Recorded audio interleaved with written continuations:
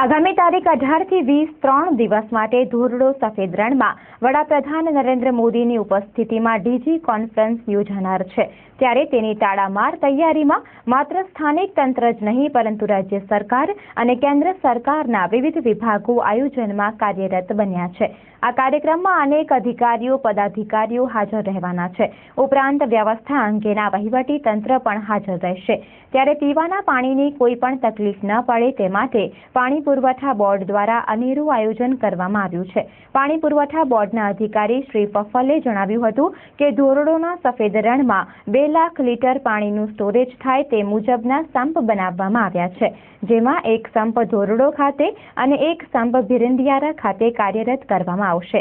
કચ્છ પાણી પુરવઠા બોર્ડનો 60 જેટલો સ્ટાફ રાઉન્ડ ધી ક્લોક પાણીની વ્યવસ્થા માટે કાર્યરત કરવામાં આવ્યો છે। ઉપરાંત 6 ટેન્કર 24 કલાક કાર્યરત રાખવામાં આવશે। શ્રી પફલે આ અંગે વધુ માહિતી આપી હતી। ગુજરાત પાણી પુરવઠા બોર્ડ દ્વારા દર વર્ષની જેમ ધોરડો ટેન્ટ સિટીની વ્યવસ્થા કરી છે। વ્યવસ્થા ઉપરાંત આ ફેરે માનનીય વડાપ્રધાનશ્રીની વિઝિટ છે અને ડીજી કોન્ફરન્સ છે, એટલે જે માનનીય વડાપ્રધાન માટેનું જે ક્લસ્ટર બનવાનું છે ત્યાં અમે એક એક્સપ્રેસ પાઇપલાઇન રાખી છે કે જે કોઈ પણ સંજોગોમાં એક સેપરેટ પાઇપલાઇન તરીકે વર્તશે। ત્યાં 2 અમે આરસીસીના પ્લેટફોર્મ બનાવીને પીવીસી ટાંકીઓ રાખી છે જે કન્ટિન્યુઅસ ફૂલ ભરેલી રહેશે। આ છતાં આ સિવાય અમે ટેન્ટ સિટીમાં અલગ અલગ 39 પીવીસી ટાંકીઓ રાખી છે। અમારા જે 2 હેડવર્ક છે એમાં 5 લાખનો એક સંપ છે, 1 લાખનો બીજો સંપ છે, 50,000ની ઊંચી ટાંકી છે, આ ભરેલું છે।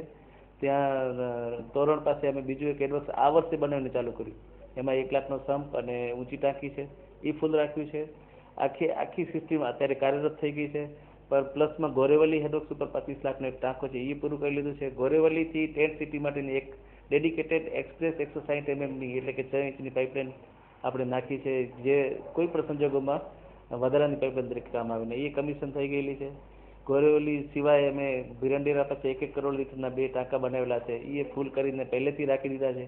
આખી પાઇપલાઇન ભીરંડિયારાથી કરીને ટેન્ટ સિટી સુધીને 31 કિલોમીટર એ ચેક કરી અને બધા અહેવાલ રિપેર કરી લીકેજીસ બધા દૂર કરી ને તદ્દન વ્યવસ્થિત સારી હાલતમાં રાખવામાં આવેલી છે। ને આવી રીતે આ વ્યવસ્થામાં કોઈ પણ ભંગાણ થવાની કે કોઈ શક્યતા જ નથી। ને આ ઉપરાંત અમે 6 ટેન્કરો ત્યાં રાખીએ છીએ જે સ્ટેન્ડ બાય તરીકે કામ આવશે। પોલીસ ફોર્સ જે વધારાનું 1200 જણનું આવવાનું છે એમના માટે પણ અલગ અલગ ઠેકાણે પીવીસી ટાંકીઓ રાખીને ટેન્કરથી ભરીને પીવાનું પાણી આપણે એને વાપરવાનું પાણી પૂરું પાડશું। પાણી પુરવઠા બોર્ડના 52 થી 60 લોકોનું અમે ત્યાં અત્યારે આ દિવસો દરમિયાન ઉપયોગ કરશું। તેમાં 41 જે છે એ વર્ગ 4ના છે અને અધિકારીઓ અને ઇજનેરો થઈને 12 જણાનો। આ વ્યવસ્થા અત્યારે 15 થી 20 છે। આમ સળંગ આપણે 3 મહિનાથી 3.5 મહિના રણોત્સવ દરમિયાન તો હંમેશા કાયમની જેમ વ્યવસ્થા ચાલુ જ રહેશે।